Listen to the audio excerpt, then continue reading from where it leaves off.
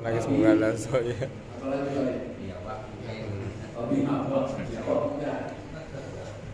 Yang bertaring. Yang mukul laso itu cuma dua. Ya, baby. Anjing sama Kucing, sama babi. bahkan Babi. ini menurut ulama ini mazhab Syafi'i aja Pak. Yang anjing itu padahal itu dahulu itu dipelihara. Anjing di rumah biasa dipelihara. Untuk apa? Jaga Rumah. jaga rumah, Jaga keamanan. jaga keamanan dan sebagainya. Maka cerita-cerita Ashabul Kahfi, ya kan? Iya. Itu anjing menyertai kehidupan sehari-hari mereka. Nah, tapi mazhab Syafi'i ini kehati-hatian karena ada hadis juga yang di rumah ada anjingnya, malaikat tidak mau masuk. Ya, mazhab Syafi'i itu membuat ada cerita orang sufi merasa jijik dengan anjing, takut kena najis. Apakah kamu lebih baik dari saya? Anjingnya ngomong begitu. Nah, dia minta ampun ke anjing. Ini ulama sufi itu cerita, tapi cerita yang benar itu. Ya, itu urusan lain. Ini bulunya itu tidak najis. Tapi saya pernah mendengar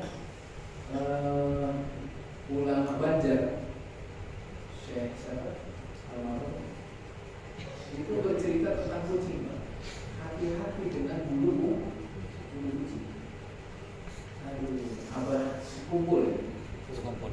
Iya, Mas kumpul. Itu saking hati-hatinya beliau, karena dia khawatir kucing ini suka jilat-jilat yang najis. Terus dia bersihin bulunya. Itu menurut beliau hati-hati dengan bulu kucing.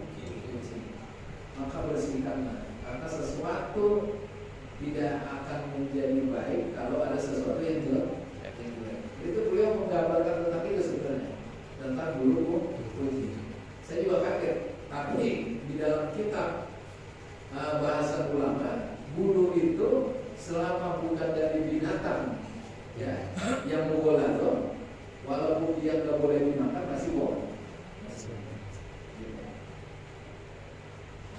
Nggak najis ya. Wal katsiru minhu min markubin wa qisasin, dan banyak ya, bulu yang banyak minhu itu minasya'ar, dari tunggangan. Jadi karena kita nunggang binatang itu, jadi yang seperti kita sering tunggangin, jadi bulunya itu ikut, mungkin karena harus dipotong, terus nempel banyak di pakaian dan sebagainya. Itu juga tidak dimaafkan. Wadamul baqi ala lahmi. Ini kalau lagi kurban, beli daging di pasar, darah yang tersisa di atas daging, wal azmi, dan tulang. Kan binatang kalau habis disembelih, kadang-kadang daging dipotong, masih ada darahnya Pak, nempel di atas daging atau di atas tulang. Alladzi lam yakhtalif bi syai', selama dia tidak bercampur dengan yang lain Pak. Dia masih original, masih asli Pak. Jadi darahnya itu enggak kecampur dengan yang lain-lain. Kama lau dzubihat syatun, sebagaimana contohnya kalau kambing itu disembelih, wa quti'a lahmuha, kemudian dagingnya dipotong, wa baqiya alaihi atharu dam, kemudian nempel di situ sisa daripada Darah. Jadi sisa-sisa darah masih nempel di situ Pak. Yang namanya daging ini kadang-kadang ada darah.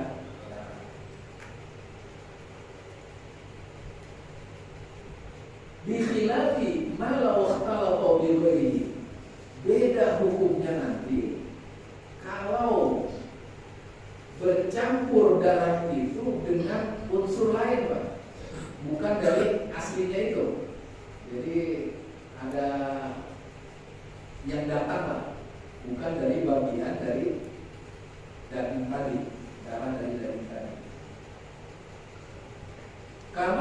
yuf'alu fil baqaril lati tudbahu. Contohnya seperti apa yang dilakukan banyak orang terhadap sapi yang disembelih fil mahalli di suatu tempat al-mu'addil lidzabiha yang disediakan untuk menyembelih sapi tersebut. Apa disebut? Tempat untuk menyembelih sapi. Tempat penyembelihan. Al-ana yang ada saat sekarang ini. Oh, itu dari zaman dulu ini ulama udah tahun berapa sekarang kita itu udah ada, Pak.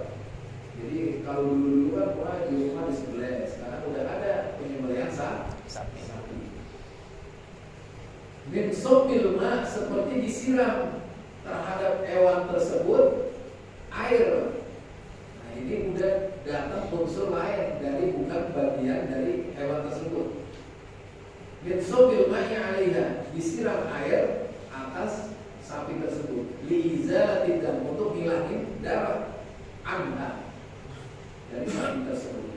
Fa innal baqi min ad-dami 'ala al-lahmi ba'da sopi sesungguhnya sisa dari darah yang ada pada daging sapi tersebut setelah disiram ya ba'da sobil ma'i la yufa, maka najis dari darah yang akibat disiram air tadi tidak dimaafkan. Jadi menjadi najis. La yufa'anu wa in qalla, walaupun sedikit, karena udah dicampur dengan kemarin kita bahas istinja. Istinja itu kalau kotoran itu kotoran yang ada di sini bercampur dengan air lain, maka dengan istinja dengan batu tidak bersih, maka tidak suci. Itu ya kemarin. Atau batunya kena itu, tapi perumpamannya beda. Ibaratnya kita bisa mengambil pelajaran dari masalah istinja. Nah ini kalau kita lagi potong hewan ini sering kan, orang lagi potong sapi, dia berusaha membersihkan sebenarnya, kemudian disiram karena air, darahnya itu menjadi najis, tidak mau. Itu yang ada di tulang-tulang itu. Kalau kita kena di baju dari darah yang bercampur dengan air itu, maka menjadi najis. Kalau tadi darahnya masih asli kita pegang, maka enggak menjadi najis. Ya, karena disengaja itu disiram air. Lihtilatihi bi ajnabi. Karena apa? Sudah bercampur dengan unsur asing lainnya. Jadi air tadi unsur lain. Fal yatanabbah, maka hendaklah berhati-hati atau memperhatikan permasalahan ini, Pak. Ini perlu berhati-hati berkaitan tadi. Kalau kita nyembelih aja, kemudian kita lagi potong daging, ada darah, itu dimaafkan darahnya. Ya tapi kalau kita lagi mau sholat ya bersih juga, kadang-kadang bau. Tapi selama itu ini, ntar kena apa itu tidak. Tetapi saat dia terkena air, kemudian darah yang bercampur air itu menyentuh tangan kita, baju sedikit, itu menjadi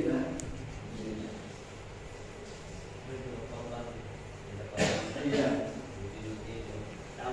campur. Padahal itu daging kalau sudah tercampur air, itu berubah. Makanya dulu kalau tukang sate, habis nyembelih dia digantung. Itu nggak boleh kena air, itu awet. Tapi kalau udah disiram air, biasanya daging itu kuman apa namanya? Saya nggak tahu kuman apa itu, dia berkembang biak Pak, cepat. Nah itu makanya hati-hati.